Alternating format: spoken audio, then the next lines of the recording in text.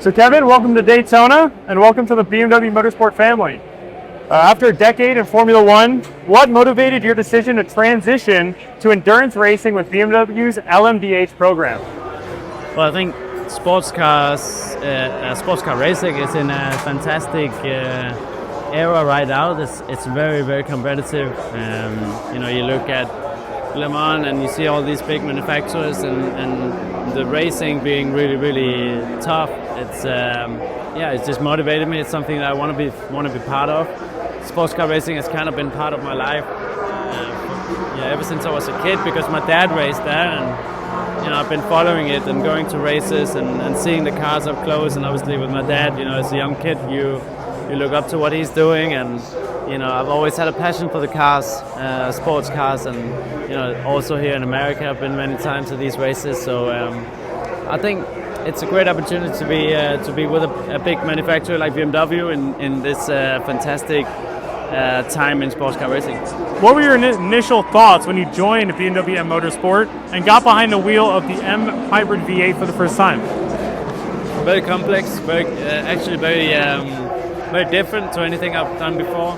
I've tried LMP1, I've tried DPIs, LMP2, which are more traditional, simple sports cars. This one, it's kind of like a middle ground between a GT car and a prototype in the way it feels. Quite heavy, still got a lot of downforce, but it's kind of unique. So still getting up to speed, still finding more and more confidence with the car. For drivers here, you have to share the car, so you don't get that many laps. But I'm very happy, and I think it's really fun. It's challenging to drive, really fun to drive. The racing here is fantastic, as I said. So hopefully I can stay clean in the race, and we've seen the car has pace, it's on pole, so really looking forward to the race. So competing in both the WEC and IMSA championships requires significant adaptability.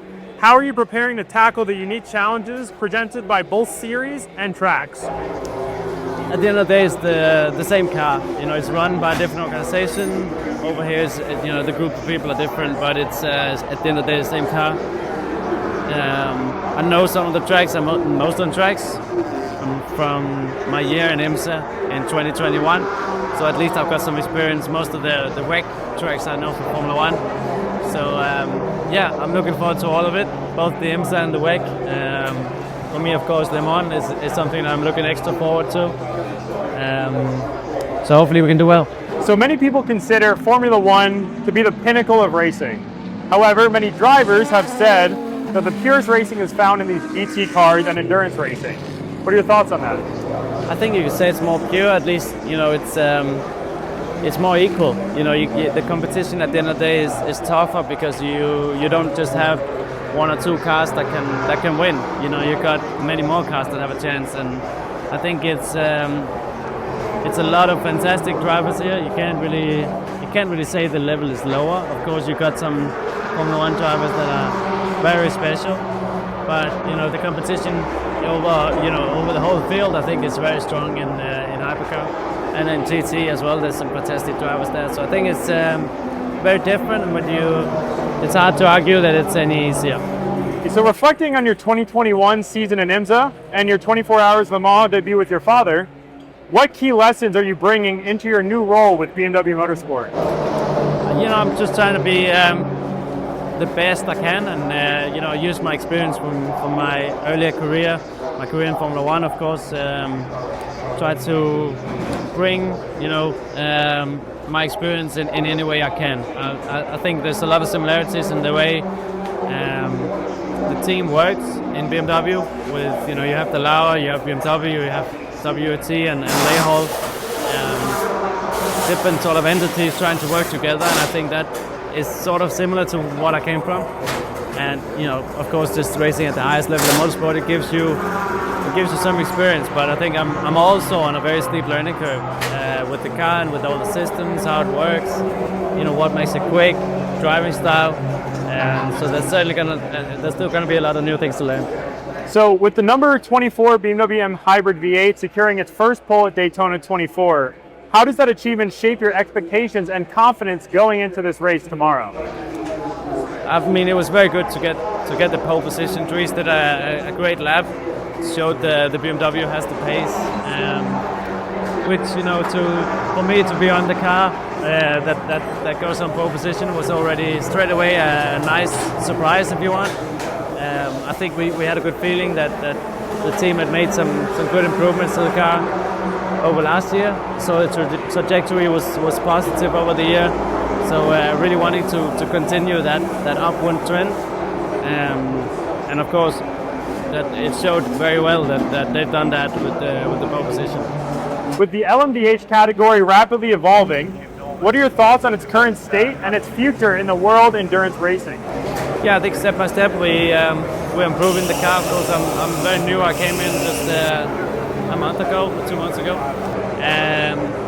I think I've been following closely on the sidelines over the last year, and I think they had some fundamental issues that they've addressed that have certainly made the car better to drive, and also I think their understanding of the car is better, so they've been able to address some of the issues and obviously made the car quicker. So hopefully we can keep that going, and not just this year but also into next year.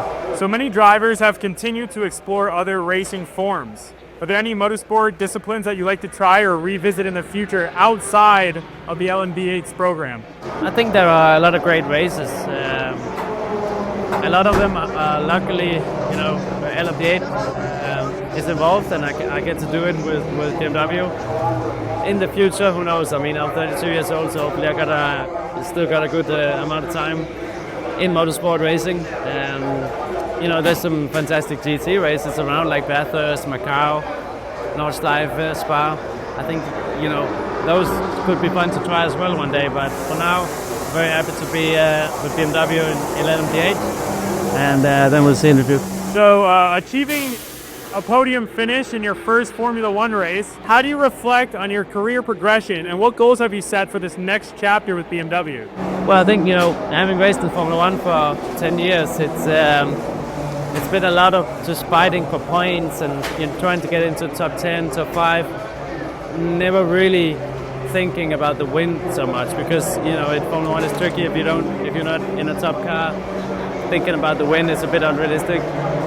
With BMW here, I can actually think about winning, and that gives you a very different energy and sort of motivation. I think it's more exciting. So I'm actually, I feel refreshed, and I feel very sort of excited about the prospect of winning races again. Fighting for pole positions, podiums, proper results. So I'm super happy about that. And so I'll ask you one final question. With you racing in the Mall and the Daytona 24-hour, if you have to choose which one to win, which one are you choosing? Le Mans. And why? It's just because the prowess? I think for me it's the biggest sports car race in the world. It's arguably the biggest race in the world overall. So it doesn't take anything away from the Daytona 24. That's right up there with Le Mans. So it's great. You got these two absolutely amazing races, and then the WEC championship that is also very important to us. We got Sebring, we got Petit, so a lot of fantastic racing there. Well, that's all I got for you. I'm happy to see you in BMW colors, and I thank you for your time.